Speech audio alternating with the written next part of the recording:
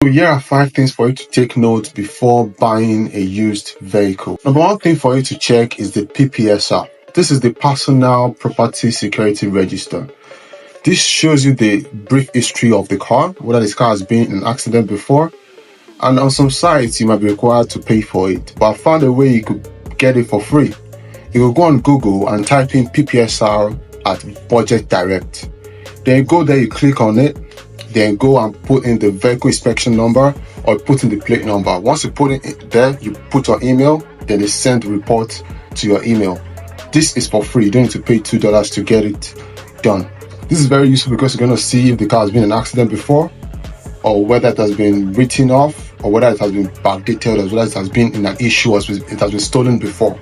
So this is going to be helpful so you don't go buy a car that you can't register in your state. The second thing you need to check is the service history. This is very important because every car should have a logbook. So the logbook will show the record of the servicing done and the period between each services. So if there's any space of like maybe 2 years and there was no record done that the car has been serviced, or the oil has been changed, or there has been a maintenance on it, then there's a red flag.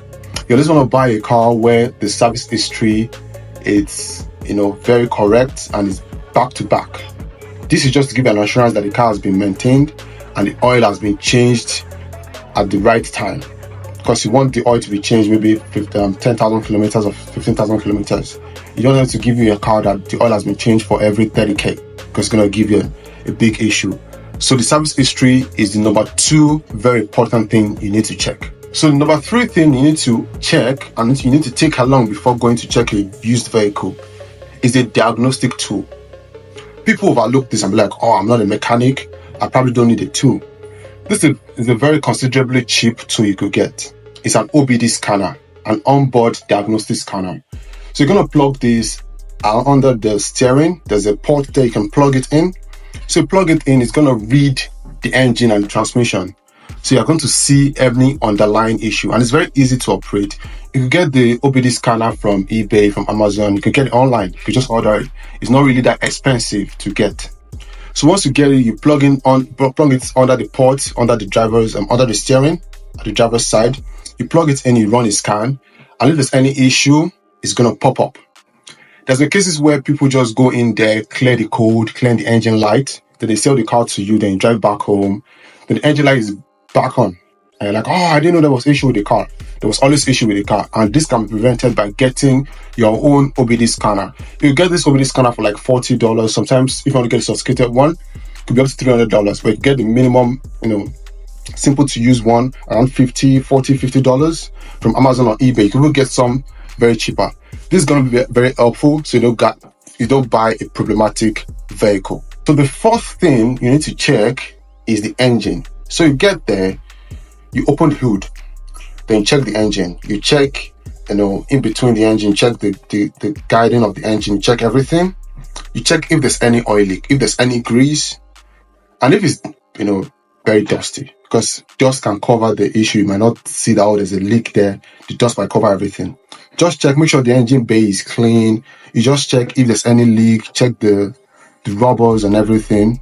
If there's any grease, that might be a red flag. Maybe it was leaking oil and they fixed it up, but it's better for you to watch out for that. You don't want to buy a car that has oil leaks. Check it.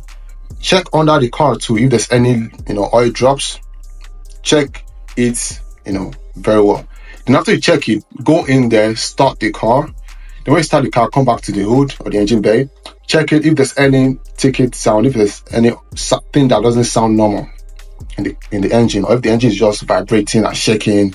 If there's anything awkward or not normal in the engine, that's red flag. But if the engine is running right and is running fine, then you can go for it. But make sure there's no oil leaks. It's very, very important for you to check the engine thoroughly. The last thing you should do is to test drive it. You could do this after you've checked the tires, you've checked the exhaust, you've checked the coolant and everything, the fluid and all those things. You could check all those ones. And the last thing for you to do is to test drive it. And there are many things you have to take note of while test driving.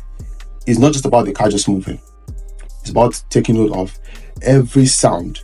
The way the steering feels, if the steering is very stiff, or if the tires at the front, the joints are shaky, or the car doesn't turn very well, anything that seems out of normal is red flag. Don't listen to them if they tell you, oh, it's an issue, the mechanic said it's not going to take too much money to fix. Tell the person to fix it, then you can't buy it, because they might tell you to take little money, then you get back to go to the mechanic and tell you, oh, you're going to spend $2,000. You're like, oh, I'm shocked. But at this point, once you see anything out of the ordinary, bring it out. You could buy it, but be prepared if there's anything. Don't be surprised. So check it, check how it handles very well. Increase your speed, check the braking distance, press the brake and see, oh, is it going to hold very strongly? Because the brake pads might be worn out. Check if there's any issue with the joints or the shocks and stuff. You're going to notice while driving it. And that's if you drive it intentionally for knowing if there's any issue. So yes, I hope this helps you as you're looking for a car to buy. So follow and subscribe for more information.